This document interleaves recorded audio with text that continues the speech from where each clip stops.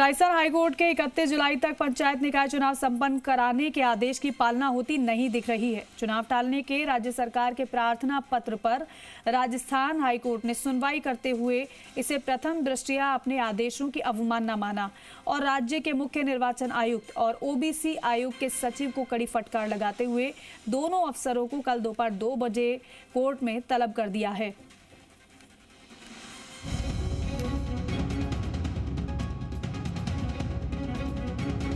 पंचायत निकाय चुनाव में देरी को लेकर राज्य सरकार के प्रार्थना पत्र पर सुनवाई करते हुए हाईकोर्ट ने राज्य के मुख्य चुनाव आयुक्त सहित ओबीसी आयोग के सचिव को जमकर फटकार लगाई है और दोनों ही अफसरों को कल कोर्ट में तलब किया है। कोर्ट ने 31 जुलाई तक चुनाव न कराने पर कड़ी नाराजगी जाहिर की।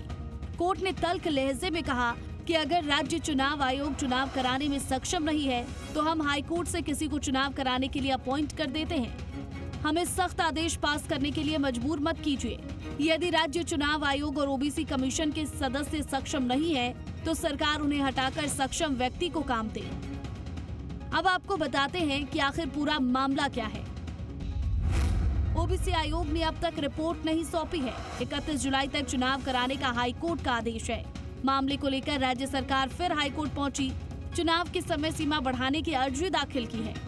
अर्जी में कहा हाईकोर्ट के 22 मई को जो आदेश दिए उसकी पालना के लिए निर्धारित समय पर्याप्त नहीं। आपको बता दें कि पंचायत और निकाय चुनाव में देरी को लेकर हाईकोर्ट में अवमानना याचिका भी लग चुकी है। पूर्व विधायक संयम लोढ़ा ने याचिका लगाई है। अवमानना याचिका पर गुरुवार को हाईकोर्ट में सुनवाई होनी है।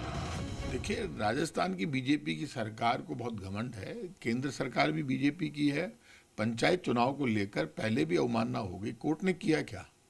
इतनी बड़ी अवमानना हो रही है कि हाई कोर्ट को और सुप्रीम कोर्ट को मानना ही नहीं चाहती राजस्थान की बीजेपी की सरकार। भाजपा ना संविधान को मानती है, ना हाई कोर्ट को, ना सुप्रीम कोर्ट को। वो जो मन में आती है वो करते हैं। ना तो ये पंचायत चुनाव कराएंगे, ना ये निगम चुनाव कराएंगे, और जो तय कर लेती है बीजेपी वही करती है। अब हाई कोर्ट को और सुप्रीम कोर्ट को अपनी पावर इनको दिखानी पड़ेगी।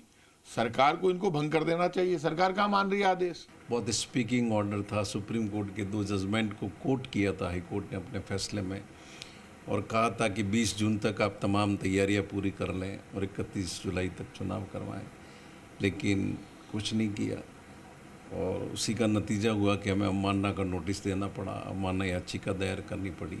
तो सरकार ने फिर दरख्वास्त लगाई समय बढ़ाने के लिए और उस ग्राउंड पे लगाई जिस ग्राउंड को हाई कोर्ट सुप्रीम कोर्ट पहले अपने फैसलों में भी और राजस्थान के संदर्भ में भी जो जजमेंट दिया उसमें रिजेक्ट कर चुके हैं।